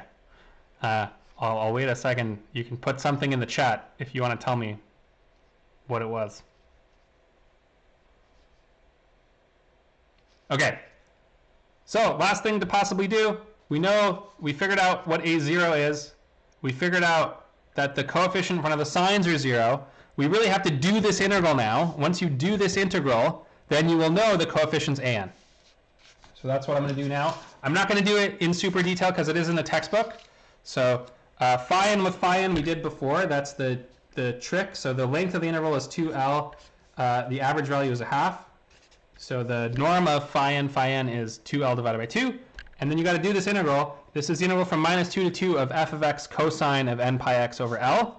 But f is an even function, cosine is an even function, the whole thing is an even function, so you can write this integral as 2 times the integral from 0 to 2 of f of x cosine of n pi x over L dx, and that's because it's an even function. And between 0 and 2, f of x is just x, so this is 2 times the integral from x to cosine of n pi x over L dx. Over here you get L times an. It turns out, remember, L is equal to 2. That's worth writing down again. So 2 times an equals 2 times something. That just means that an is equal to this integral from 0 to 2.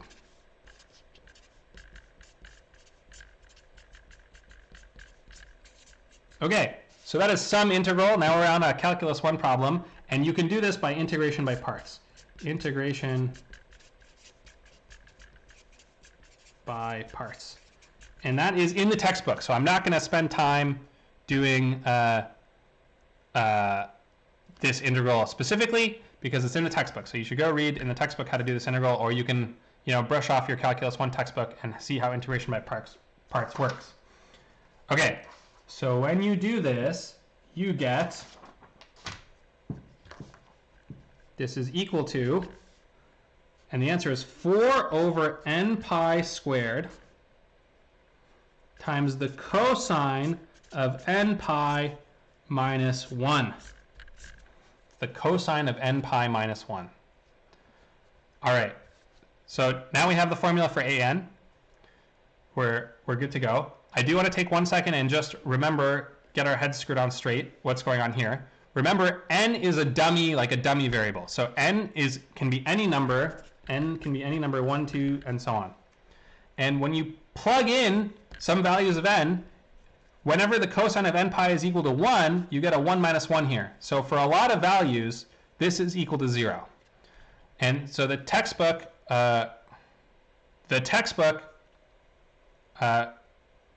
simplifies this like this. They write this down, which can be a little bit confusing.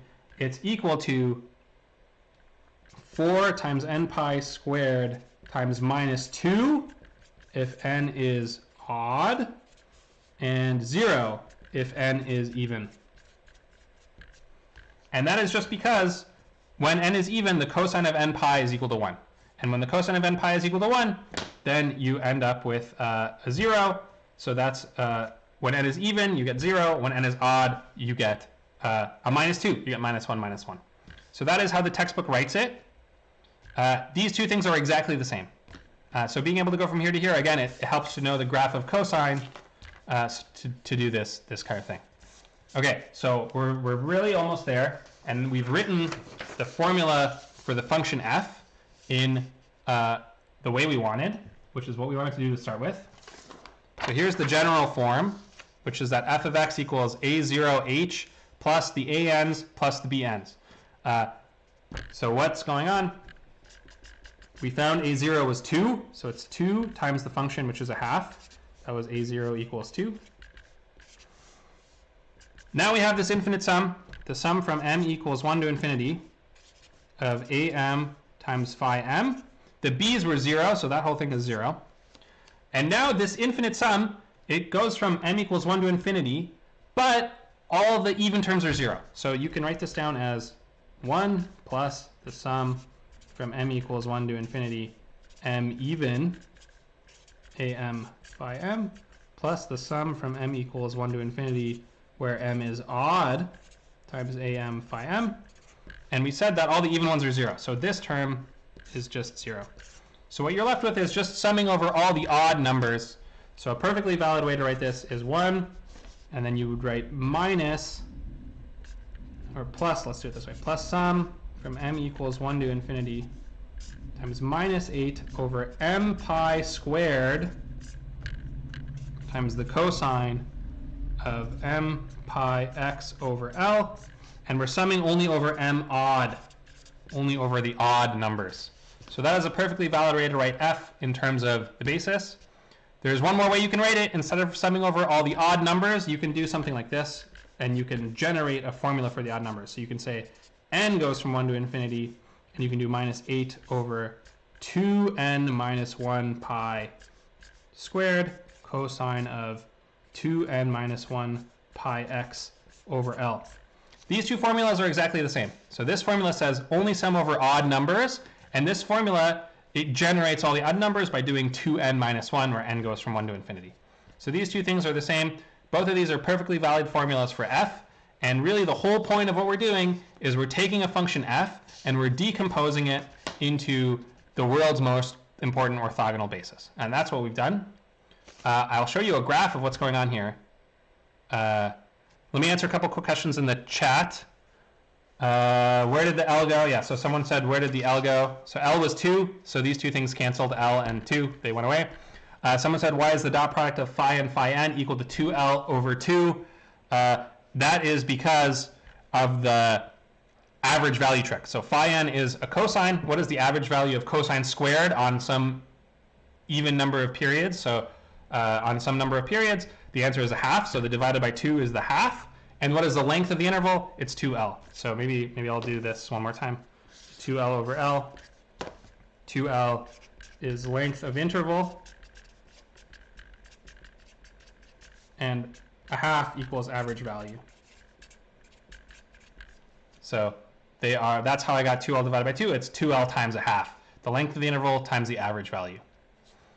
So n and m are only integers. Yes, n and m are always integers.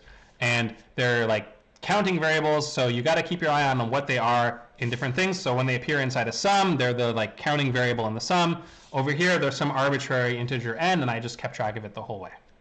Okay, so the last thing I want to show you is just what does this whole thing look like. And so there's a nice Desmos calculator demonstration of what's going on. And what I did is in Desmos, I just put in this formula. So the very final formula we found, I put that into Desmos, and I said, Desmos, sum it up. But Desmos can't do the sum from n equals 1 to infinity. It can only do the sum from n equals 1 to capital N. So what this Desmos thing is doing, the slider at the top here is capital N, is how many terms in the sum are we doing? And if you have only one term in the sum, then you get a sine function. If you have two terms in the sum, you get a sum of two sine functions. And the more terms you add, the more and more close we are to the approximation. So here is the original function, is like a little v, and the more terms you put in, the closer you get to the v. And if you put in infinitely many terms, in some mathematical sense, they are equal.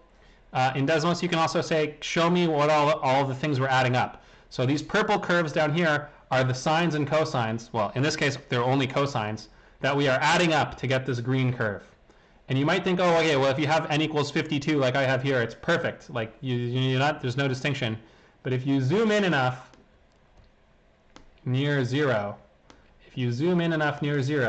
you will see that you never get the corner perfectly right until n equals infinity. So here's with 50 terms, and the more terms you add, the more of a good corner you get in the middle. But even with 100 terms, you don't get a perfect corner. So you need lots and lots of terms. Mathematically speaking, you need infinitely many terms to get this corner perfectly right. And that's what our formula was at the end here. We had the sum from n equals 1 to infinity, and the more terms you get, the closer and closer you get to the real function. So that's what's going on. Okay, that was the last problem I want to do. In Top Hat, let me open up questions. I know I'm very slightly over time here, which I apologize for. But let's do this last thing for questions, and then I think we'll call it a day. So questions are open in Top Hat. You can ask me anything or in the chat. And that's mostly it for chapter 10.2.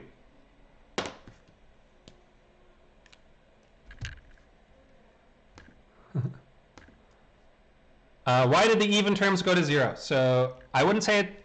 Oh, why did the even terms go to 0 here? Yeah. So the reason the even terms went to 0, the general formula after you did the integration by parts involved cosine of n pi. And when n is an even number, cosine of n pi is equal to 1. So the even terms involve cosine of n pi, and when n is even, that's 1. So you get a 1 minus 1, which is 0. So that is why the even terms all disappeared, and you were left only with odd terms. That is something that happens sometimes. And the next lecture is on Monday. That is right. We'll be looking at half-range expansions, t-shifting, s-shifting. I don't know what t-shifting and s-shifting are, but the next question that we'll do on Monday was something not on the interval from -2 to 2, but something on the interval from 0 to 2. And so that is the thing we'll do on Monday. It's very similar to what we did here with one little twist. So that's not too much extra stuff. We will be doing that. I don't know what t-shifting and s-shifting are. If you want to tell me in the chat, then you can let me know.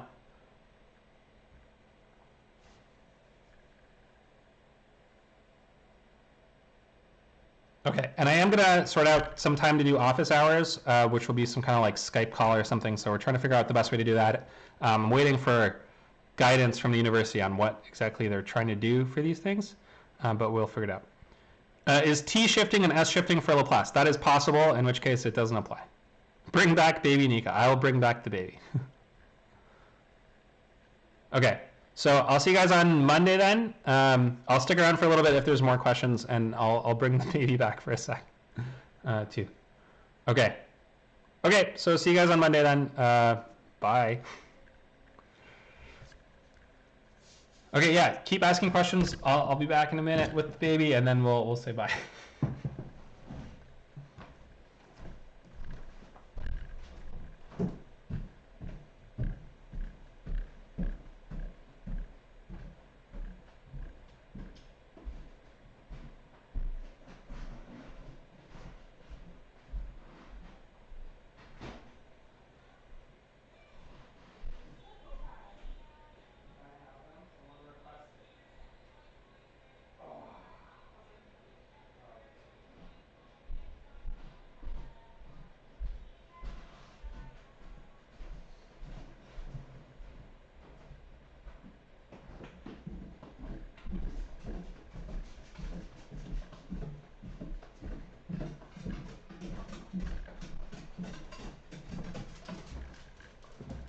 We're back. Okay, question, good question here. How did the m in the second last line become a 2n minus 1 in the last line? So these two sums, they have two different dummy variables. This one has what I'm calling m, and m goes from 1 to infinity, but m is odd. And in this one, n goes from 1 to infinity. And I want the two sums to be the same, which means I want to sum up over all the odd numbers. So this one just says, look, man, I'm summing up from 1 to infinity, and I'm doing all the odd numbers. And this one says, go from 1 to infinity and use 2n minus 1. So the connection between them is that when you have m equals 2n minus 1, and all odd numbers come up like this. So that's the connection between these two things. Okay, let's see how many people stuck around for the baby. I'm curious. 75 people, that's too much pressure. I thought everyone would leave. Okay. All right. What will tutorials look like? So the TAs are going to post things, and they're going to have like office hours. And then instead of having a quiz, we're going to have like one short homework problem for each kind of like week. That's what the tutorials are going to look like. Yeah. Okay. Hopefully that answers all your questions. And I think we are done then. So I'll sign off here. Okay. Thanks, guys. See you later.